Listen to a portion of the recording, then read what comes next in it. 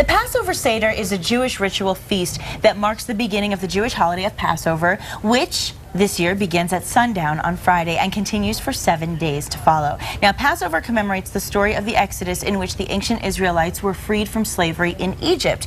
And Rabbi Min Kantrowitz joins us with the details. I'm so happy you're here, Rabbi. Thank you so much. It's a delight to be here. Oh, it's lovely a delight to talk to have about you. Passover. Well, it's so important. I mean, so many of us celebrate. I know, I come from a family of a Jewish mother and a Catholic father, and we celebrate both. And, the Passover Seder is such a wonderful ritual. Whether you are or aren't Jewish, many people will be attending other people's Seders this year. So let's tell everybody what Seder actually means and what it involves. Right, fine. The word Seder is a Hebrew word, and it means order. There's a certain specific order of events that happen during the Seder meal. Yes. And it's all about commemorating when we left Egypt from a condition of slavery into freedom. Yes. So And it's a celebration. It's absolutely a celebration of freedom.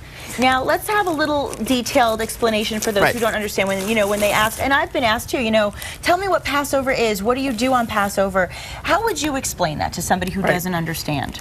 So Passover is basically a one-week holiday which marks the whole idea of Exodus from a condition of slavery to a condition of freedom. So it's not only remembering what our ancestors went through, but it's also thinking now about where is there slavery in the world? Where are people oppressed? How are we oppressed personally? And how can we move from a condition of narrowness, which is where the word Egypt in Hebrew, Mitzrayim, means narrow place. So how do we move from a narrow place to a place of more freedom and expansiveness and appreciation of all the opportunities and freedoms we have? Exactly. Appreciating what we have now and only wanting more and better things for our futures and for our families' futures.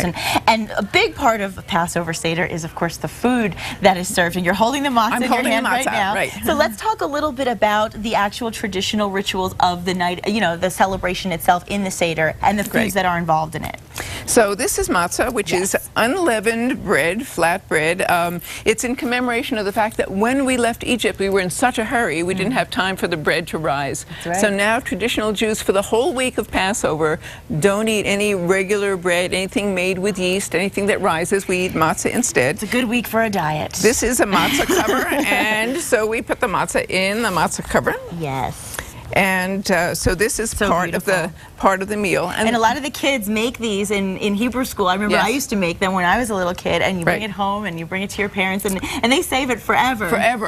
I have one from when my daughter was like, whoa. And then tell everybody about hiding the matzah, because that's a fun tradition for the kids. So the tradition is that as part of this whole 15-step ritual, the meal is in the middle, and you can't continue the ritual until after the last piece of matzah has been eaten, which is called the afikomen. So one of these pieces of matzah is taken out and is hidden where supposedly the kids can't find it.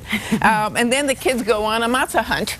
And when they find the matzah, then they say to the grown-ups, we can't continue. What are you going to give me to get this matzah back so we can have the Seder continue? Yes. Generally, for me, it was $5. Well, you did good. I did pretty well. Okay, so now the Seder plate itself is a big part of the Seder. So let's talk about what goes on the Seder plate. And for those who are coming to other people's houses who may not understand maybe what they should bring as far as food is concerned, what would you recommend? The safest bet is to bring kosher wine, because people who really are observant of Passover clean their house completely, change over all of their dishes, and only have dishes that they specially use during the week of Passover, not the rest of the year. So unless you check with your host exactly, do not bring food to Passover unless it's sealed kosher for Passover. Exactly. A bottle of Manischewitz is always a good choice. And so now the egg is one part, The egg is one part, and this symbolizes the cycle of life, the cycle of the seasons going around and around. So the egg goes on the Seder plate. Karpas, which is a fresh vegetable, usually parsley, often dipped in salt water to remind us of the tears of slavery, is eaten. So this is karpas, the vegetable. Lettuce or something else that is kind of bitter but kind of fresh at the same time. Yeah, the bitter fresh, which is a funny, ironic combination, but that's my favorite. Choroset. It's great. This is actually a mixture of apples and walnuts and wine and cinnamon in the Eastern European tradition. In the Spanish tradition, North African tradition, they usually use dried fruits, apricots, dates, figs, and things like that. Yes. And it's to symbolize the mortar that was used to hold the bricks together when the Jews were forced in slavery to build the pyramids in Egypt. Wonderful. So that's definitely my favorite part. Right? The shank bone, which is actually the bone of a lamb. Yes. Because in the Passover story in the book of Exodus, people were told, if you were Jewish, to put some blood on the door. And so this is to symbolize that. The blood was on the door, so the angel of death would pass over. That's why the name Passover. Hence the name. Pass over and not slay the firstborn from those houses. Yes. And Bitter finally, herbs.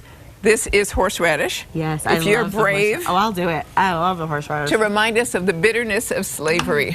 So this would be used along with a glass of traditional wine. Fabulous. And that would be the complete Seder plate that would be in the middle of every Seder table. And of course we go through the book, and there's so much to it, and you're guided. I mean, for those who don't know, you're guided through what to have, when to have it, and the questions, and there's so many different parts and pieces to the whole meal itself, and it's a wonderful celebration. The Haggadah, which is the guidebook, actually means to tell the story. To tell the story in the Haggadah. And Rabbi Min, I am so appreciative that you were here with us today. Oh, you're welcome. Thank you so much, and I hope you'll come back to share more stories with us anytime. In the future. Thanks. And I hope that you have happy holidays. Chag Sameach. Yes, Chag Sameach. Is that what I say, right?